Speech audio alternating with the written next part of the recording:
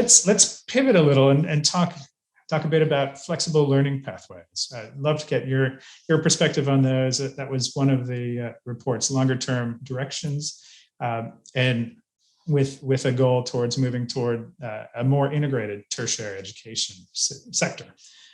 We're fortunate here in Australia to have dual sector universities such as RMIT that are already serving a broader need and cohort of learners.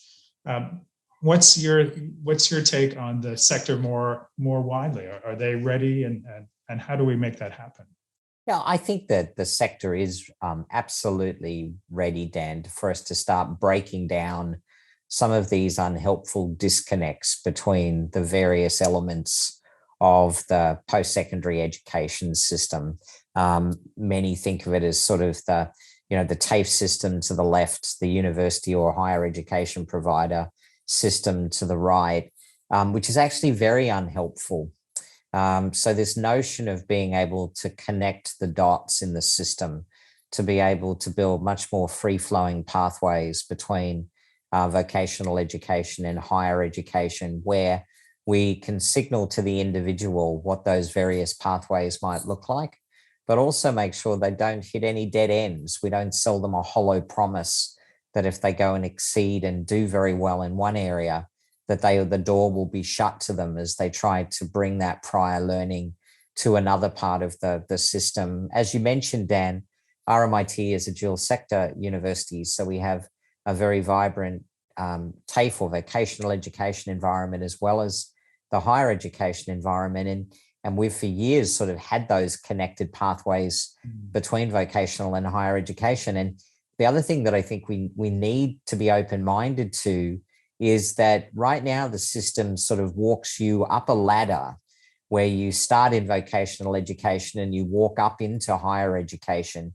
But if you turn around and you want to go back down, there's no funding available to you, which just really isn't it's not a fair system. So many of our engineering graduates at RMIT turned around and did the vocational refrigeration certificate because that's what got them their first job, Dan. Now, they later go on and use all that they've learned for their engineering degree, but the ticket into the first job was actually the certificate because the labor market immediately recognized that and needed that, Dan. So I think that the system is ready and the actors to a large degree are ready, but there still are some structural impediments, which is why we've recommended the Noonan review around the AQF get immediately adopted.